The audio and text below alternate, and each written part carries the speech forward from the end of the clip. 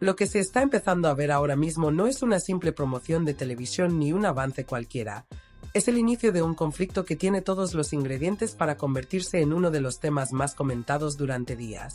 La aparición de Gloria Camila en este contexto no es casual, y mucho menos lo es el momento elegido para que Manuel Cortés dé el paso de sentarse en un plató como el de viernes.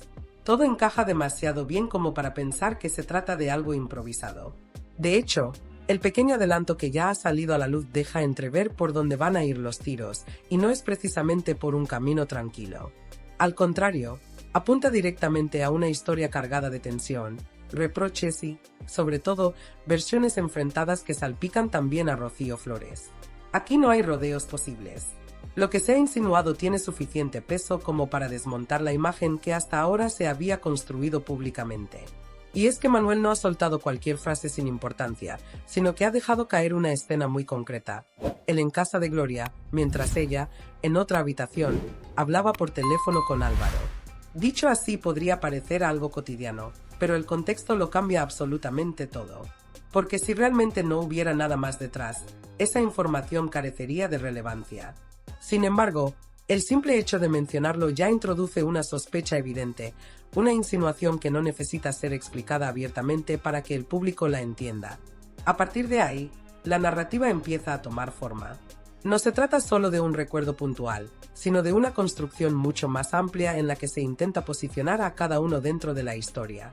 Manuel no solo habla de ese momento, sino que añade otro elemento clave: el papel de Rocío Flores como figura mediadora, como alguien que durante mucho tiempo habría actuado para calmar situaciones o evitar conflictos mayores. La palabra utilizada, cortafuegos, no es inocente.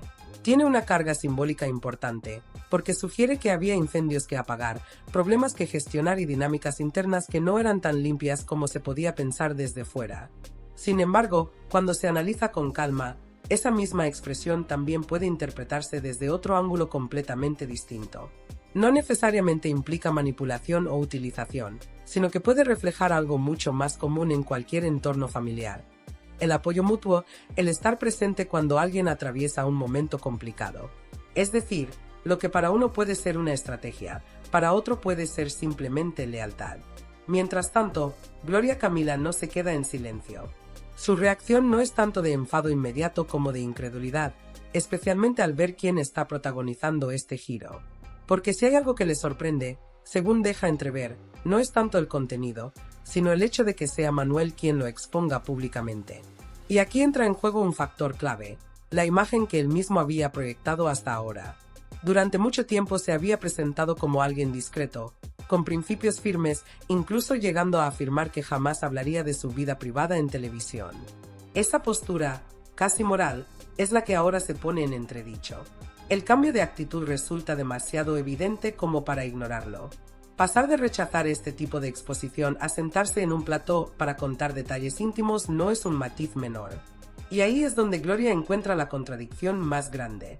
No tanto en que haya decidido hablar, porque cualquiera puede cambiar de opinión, sino en la distancia entre lo que defendía y lo que finalmente hace. Pero hay otro punto que añade aún más complejidad a todo esto: la supuesta necesidad de defenderse. Esa palabra se repite, pero no termina de encajar del todo en el relato. Porque, según ella misma insiste, nunca ha habido ataques hacia su persona. Más bien al contrario, asegura haber mantenido siempre un discurso respetuoso, incluso destacando cualidades positivas de él. Entonces, la pregunta queda flotando sin respuesta clara: ¿de qué se está defendiendo realmente? Es en ese vacío donde empieza a tomar fuerza una interpretación que cada vez parece más lógica: el despecho. Esa transformación emocional que puede convertir el afecto en resentimiento en cuestión de segundos. La idea de que, más allá de los hechos concretos, lo que está en juego aquí es una herida personal. Una expectativa que no se cumplió. Una relación que no evolucionó como alguien esperaba. Porque si se observa el contexto completo, hay un elemento que no se puede ignorar: la reaparición de Álvaro en la vida de Gloria. Ese movimiento cambia por completo el tablero. Lo que antes podía ser una historia abierta o indefinida, pasa a cerrarse de golpe, dejando a alguien fuera. Y en ese tipo de situaciones, no es raro que aparezcan reacciones intensas. De hecho, los titulares que ya han empezado a circular parecen reforzar esa idea. No son frases neutras ni descriptivas, sino afirmaciones cargadas de intención, que Gloria utilizaba a Rocío, que hubo mentiras para protegerla, que jugaba con varias personas al mismo tiempo. Son declaraciones diseñadas para generar impacto inmediato, para provocar reacción. Y lo consiguen porque colocan a Gloria en una posición complicada desde el primer momento. Aún así, cuando uno se detiene de verdad a analizar cada palabra, cada gesto y cada insinuación, lo que emerge no es un relato sólido y unidireccional, sino más bien una estructura llena de matices, ambigüedades y posibles lecturas que conviven entre sí sin anularse del todo. No estamos ante una historia cerrada, ni mucho menos ante una versión definitiva de los hechos. Lo que hay es un conjunto de piezas que, dependiendo de cómo se ordenen, pueden construir narrativas completamente distintas. Y precisamente ahí es donde reside la complejidad, y también el interés de todo lo que está ocurriendo.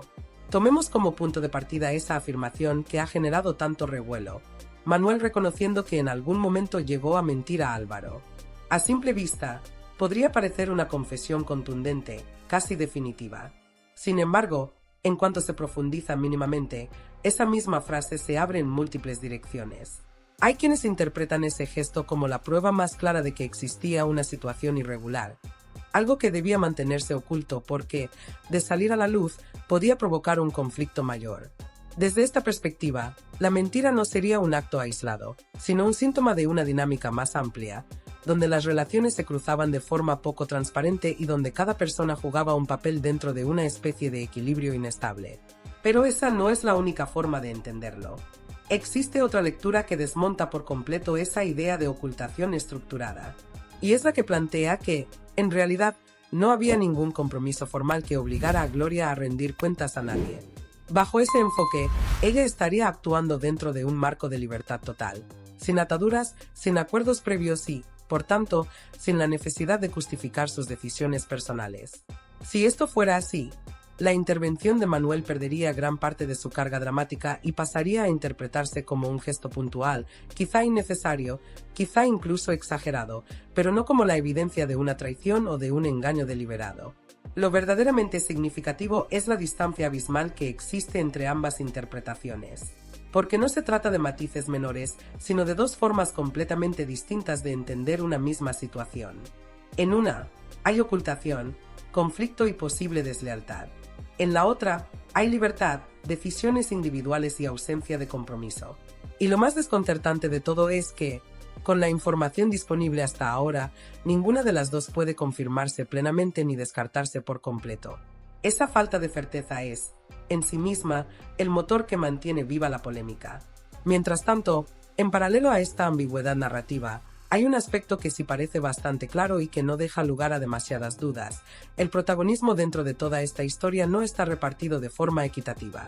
Lejos de ser un relato coral donde todos los implicados tengan el mismo peso, lo que se está construyendo apunta directamente hacia una figura central que absorbe prácticamente toda la atención: Gloria. Su nombre aparece una y otra vez, su papel se amplifica en cada avance, y su presencia se convierte en el eje sobre el que gira todo el discurso. Esto no es fruto del azar. En el universo televisivo, especialmente en formatos donde el conflicto y la exposición personal son el combustible principal, la atención se concentra siempre en el punto de mayor fricción. Y en este caso, ese punto está claramente definido. Gloria no solo forma parte de la historia, sino que es el elemento que la articula, el factor que le da coherencia, al mismo tiempo, el detonante que permite que todo cobre sentido desde el punto de vista narrativo. Frente a esta situación, su reacción resulta especialmente interesante por la forma en la que está construida. No recurre a un tono explosivo ni entra en una confrontación directa, pero tampoco se muestra pasiva. Su postura es firme, aunque medida, y lo que transmite, más allá de las palabras concretas, es una idea muy clara. Ella no ha necesitado apoyarse en conflictos ni en terceros para mantenerse presente. Ha seguido su camino sin recurrir a historias ajenas como herramienta de visibilidad. Esa afirmación, aunque aparentemente neutral, contiene una carga crítica bastante evidente, porque lo que sugiere, de manera indirecta, es que quien decide hablar ahora sí está utilizando ese recurso. Es una forma sutil de cuestionar las motivaciones detrás de esta exposición mediática, de poner en duda si realmente responde a una necesidad de aclarar hechos o si, por el contrario, forma parte de una estrategia más calculada. A medida que se profundiza en este escenario, el componente emocional empieza a ocupar un lugar cada vez más central.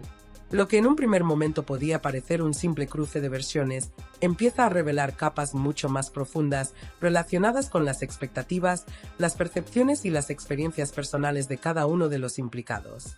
Y es ahí donde surge una de las hipótesis más relevantes, la posibilidad de que Manuel haya vivido esta historia desde una intensidad muy distinta a la que reconoció públicamente en su momento. Porque hay un contraste evidente entre su discurso pasado y su actitud presente.